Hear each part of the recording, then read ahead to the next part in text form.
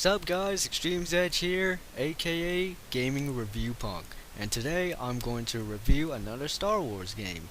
Yes, I had reviewed the prequel to this game, and that was Super Star Wars The Empire Strikes Back. So now I'm going to review the sequel to that game, which is Super Star Wars Return of the Jedi for the Super Nintendo. So let's just go ahead and get the basic information out of the way first. This game was developed by Sculpture Software and Real Time Associates.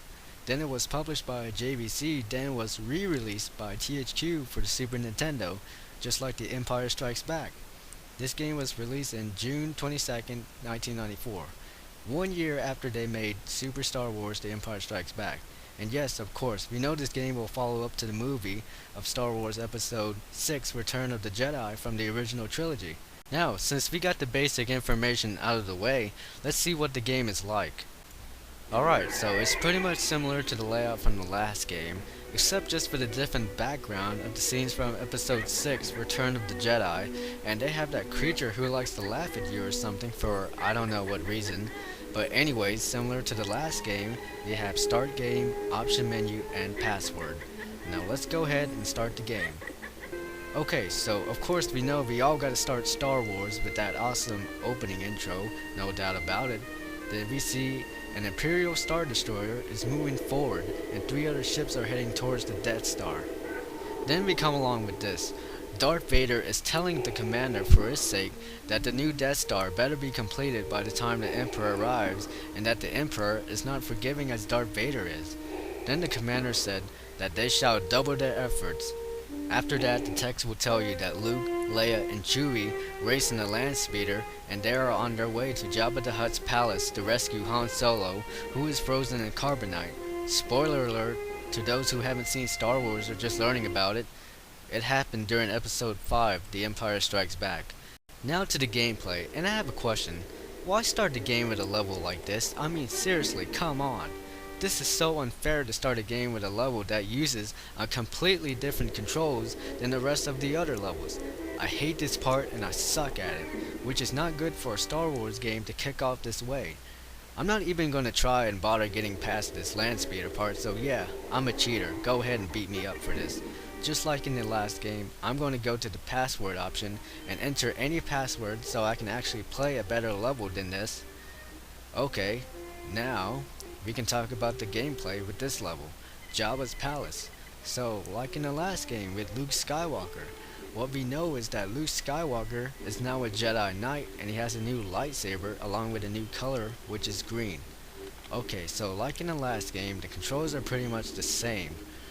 Like with Luke Skywalker, you can still double jump to instantly damage or kill the enemies, slash your lightsaber while standing, and hey look, I can finally block in this game and the blast would deflect back at the enemies. Also, I can use the Force to throw the lightsaber this time as well, which is pretty cool. So yeah, the gameplay is pretty much the same from the last one.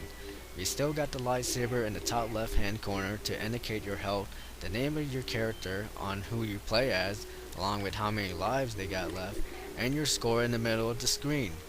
With this game, I think the graphics do look good for what it was back in the day. Just like what I said with Super Star Wars The Empire Strikes Back. Okay, remember at the beginning of this video before I started reviewing this game when I said we know this game will follow up to the movie of Star Wars Episode 6 Return of the Jedi? Well, I was wrong about that. Like some of the levels aren't seen from the film, like for example with one level, Luke has to fight through the Death Star to get to Emperor Palpatine or Darth Sidious, whatever you want to call him.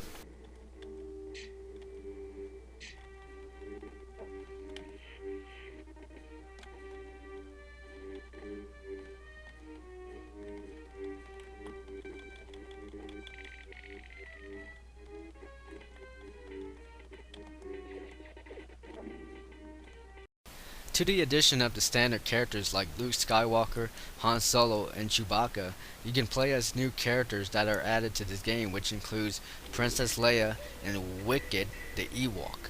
This game does include vehicle sequences with the speeder bike chase in Endor and the cruise in the Millennium Falcon. And of course, you got your bosses in the game, which includes Jabba the Hutt's palace door droid, the Rancor Beast, Darth Vader, and Emperor Palpatine. So yeah, not much else to say, so I'm gonna go ahead and wrap this review up. Okay, so this game is pretty much similar to Super Star Wars The Empire Strikes Back. The controls are the same, and once again, I like the graphics for what it was back in the day. The gameplay is good to me, and I don't have any problems with that. So, since there is not much else to say about this game, I'm going to give Super Star Wars Return of the Jedi a 4 out of 5.